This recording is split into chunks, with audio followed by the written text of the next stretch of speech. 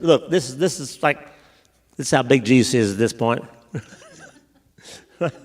I mean, this is like, oh, really early in Mary's pregnancy.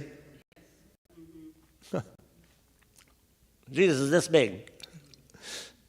And she's saying, Mary is the mother of my Lord, and she showed up.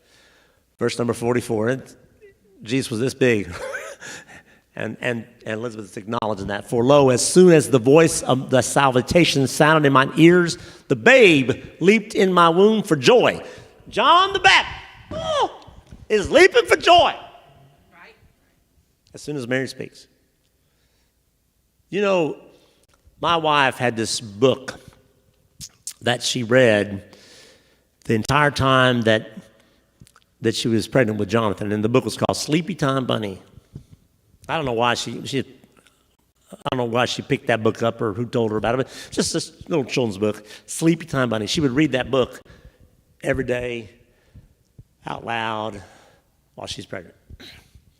And so I was in the room when Jonathan was born, and they gave him to me, and he's screaming, bloody kid, they cut the biblical cord, he's he's a little too, it's like I had my grandsons with me today, and we went to the bank, and we went in there, and Micah had a bonding relationship with the teller, and just, told the whole world stuff, and so we were going to leave, and I said to her, I said, because she said, how many grandchildren do you have? I said, all of them right here. And I said, I was going to leave, and I said, they're just the opposite. And she said, you can see that. And Micah says, he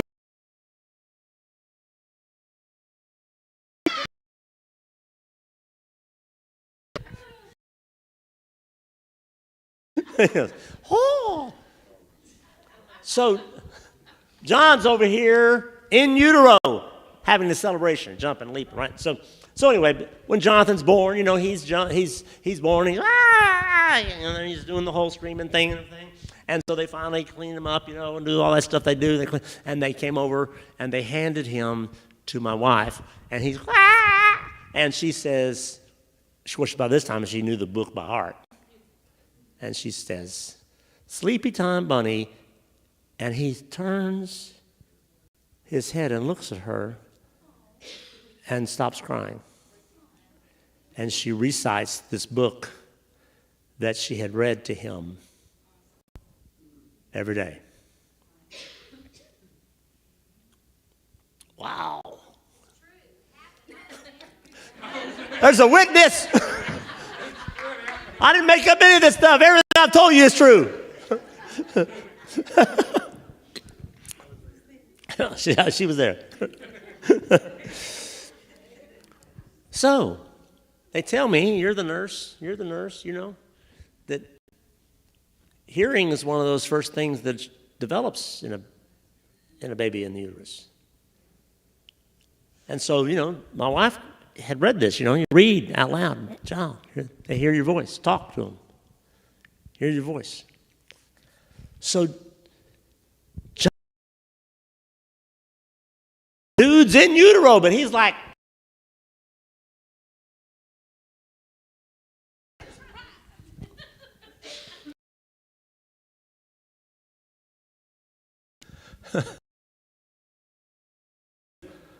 for there shall be, and Mary said, my soul doth magnify in God, for his handmaiden, for behold, shall call me blessed. Let's pause on verse 4.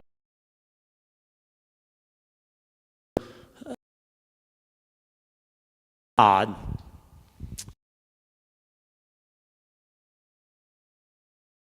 state of his handmaiden, left the riches of heaven. This is this thing we see in the New Testament. Because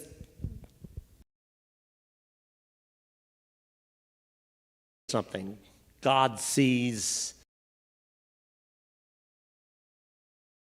God told Samuel.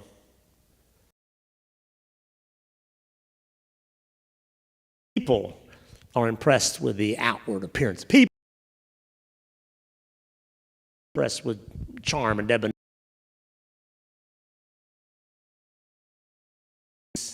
The heart. God doesn't choose. God sees the lowest state. God chose Mary because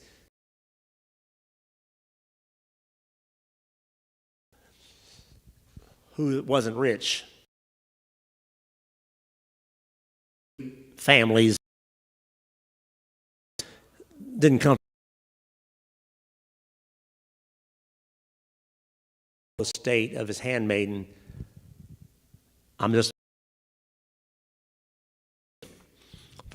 And holy is his name, and his mercy is on them that.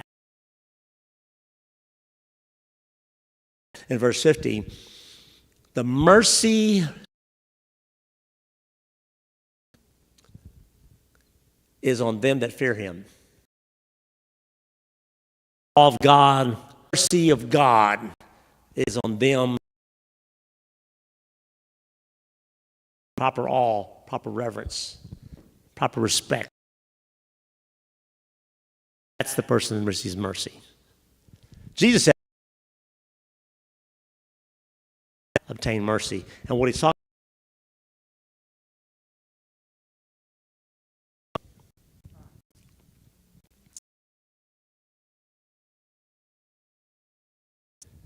if you're merciful to others, shall the mercy of God him. He has showed strength.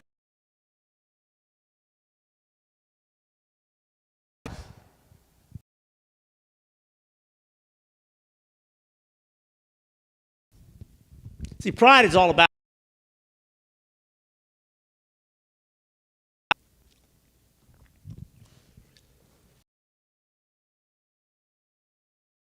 I was a teacher of gifted, and it's easy.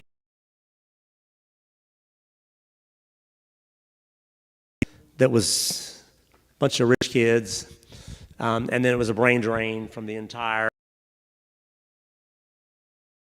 magnet school, but it had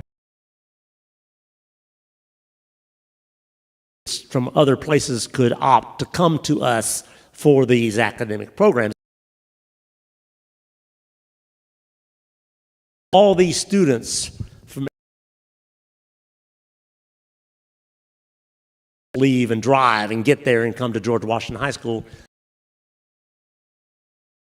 180, 190, close to 200 of them.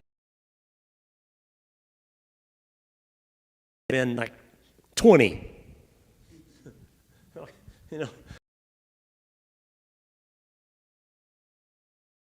Our student body was gifted. School, and I'm teaching gifted kids, so I'm teaching the brains of the brain. So one of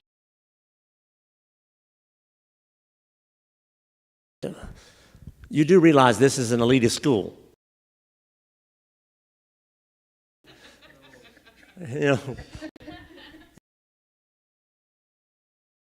Every other road game we had was somebody's homecoming. Football team wasn't that good, so everybody stomped the mud out of us, and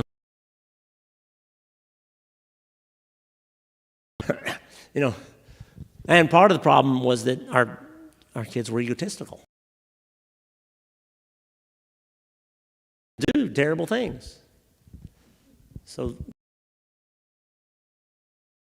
there the fans would yell and say, "Look at the scoreboard."